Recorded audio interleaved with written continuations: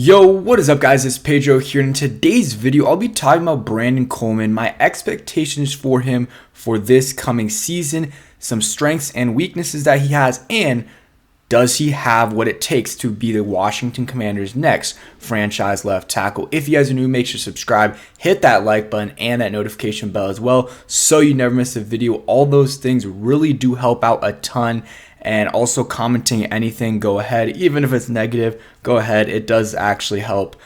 So go ahead and comment whatever you want if you think Brandon Coleman can be a franchise tackle, or if you think the Washington Commanders should invest even more at the tackle position. So the Washington Commanders drafted Brandon Coleman this year in the 2024 NFL draft, and he is a guy at TCU. Played tackle, played guard, and he's a big guy. So we're going to go over some information. This is him at practice, or I think at rookie minicamp. Yeah, May 13th.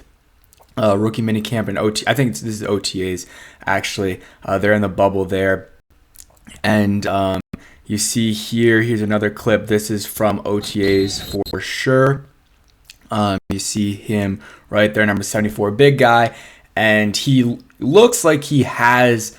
It definitely has the build to be a left tackle in this league, but does he have what it takes? We'll see. And I'm going to show you some things that I really like about him and why I think he can be a left tackle in this league, and a pretty dang good one. You see he's very quick, good footwork there.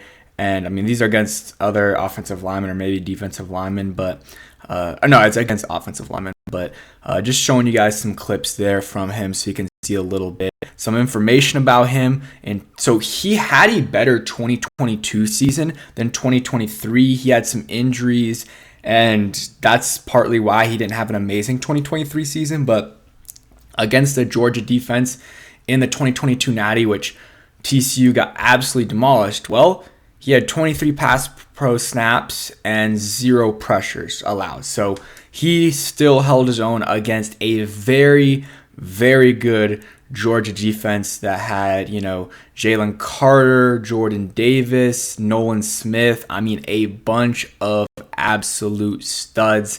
Let's go over some more info. I mean, he's also super, super athletic. His RAS score, 9.96. And I don't think I mentioned it earlier, but he was drafted in the 3rd round, 67th overall in the 2024 NFL draft. Ranked 7th out of 1,583 guards. So this RAS had him as a guard, so that's why he's a little bit higher than he would be as a tackle, but still the numbers are very good.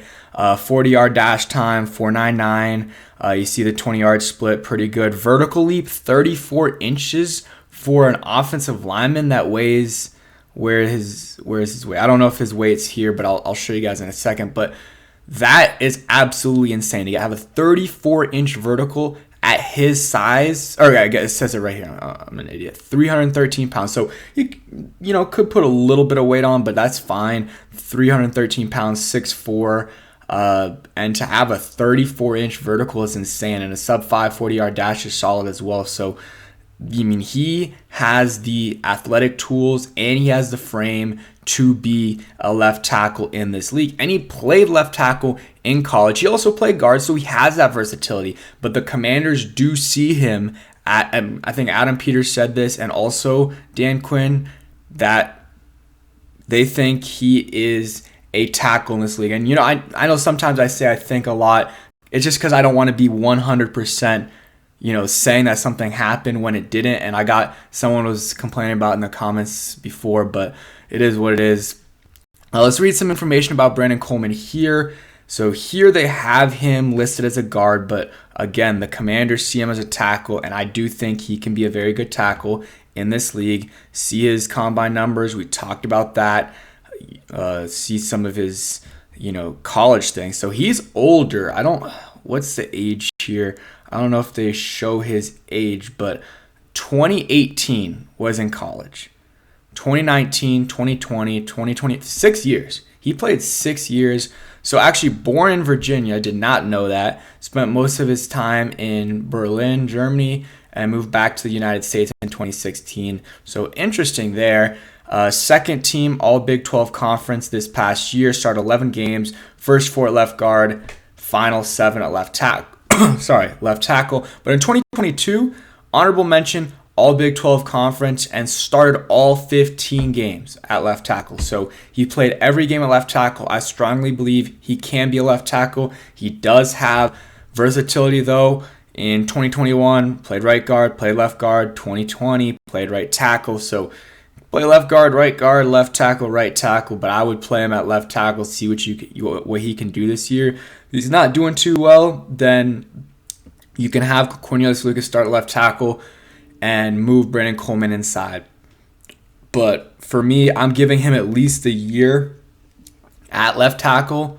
Like, I'm not saying necessarily start him for a full year, but I am not giving up on him as being a left tackle until the next offseason. So if you see really nothing this year and you're okay, he just can't be a left tackle, we were wrong. Okay, then in the offseason, get him to guard. And that can't happen. You know, Sam Cosmi was at right tackle. Honestly played well, but the second season was injured, and when he came back, there's a whole rotation with him and Cornelius Lucas. I still believe if Sam Cosmi was playing right tackle, he would be good. Maybe not, probably not as good as he is as guard, but that is a switch that happened, and he has been playing very well for the Commanders at guard. So it's something that, you know, if it doesn't work out with Brandon Coleman, you can try to switch him inside. He did play these positions, or, you know, left guard and right guard in college. So it's something that can definitely happen for the Commanders. But again, I would start him off at left tackle for sure. Here is some information from Duke Manyweather, he works with a lot of these offensive linemen, and he does a lot of tape and stuff on these offensive linemen as well.